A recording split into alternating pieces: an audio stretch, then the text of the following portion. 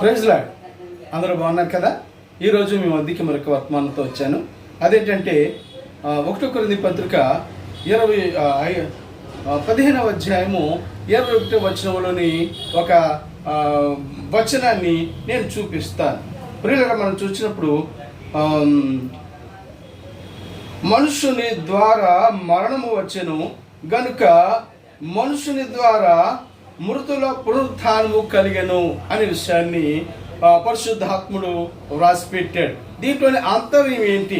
మనుషుల ద్వారానే మరణం వచ్చింది, మనుషుల ద్వారానే మృతులకు పునరుత్థానం వచ్చిందని వంటి విషయాన్ని చెప్పాలి అంటే యేసు క్రీస్తు ప్రభు యొక్క జీవితంలో 2 విధాలుగా మనకి కనిపిస్తూ ఉంటున్నాయి.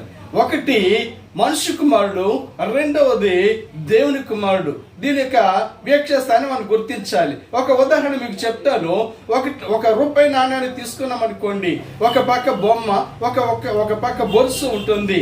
అయితే ప్రియులారా, బొమ్మ అనేటువంటి దాన్ని మనుష్య కుమారుడుగా లెక్కేసుకుందాం, దేవుని కుమారుడిగా లెక్కేసుకుందాం. బొరుసు అనే దాన్ని మనుష్య కుమారుడిగా లెక్కేసుకుందాం. అయితే ఆ నాణాన్ని మీరు నిలబెట్టినట్లయితే అక్కడ ఒక గోడు కనిపిస్తూ ఉంటుంది.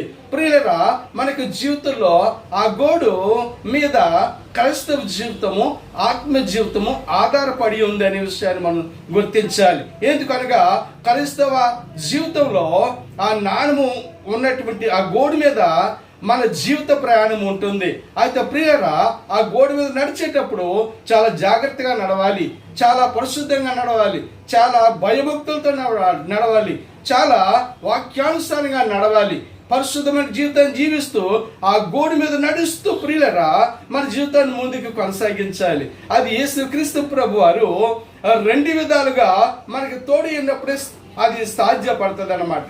అందుచేత ప్రియులని చెప్పే విషయం ఏంటంటే, ఎప్పుడైతే పునరుత్థానం యొక్క శక్తిని పొందుకున్నట్లయితే ఆ గోడు మీద నడిచి నీ జీవితాన్ని బట్టి ప్రియులరా అనేకులకు నీవు దేవుని యొక్క కృపను, దేవుని యొక్క మహిమను, దేవుని యొక్క ఆ ప్రసన్నతను నీవు పొందుకునేటువంటి దేవుని యొక్క పునరుత్థానపు శక్తిని అనేకులకు చూపించేవాడుగా నీవు ఉంటావు.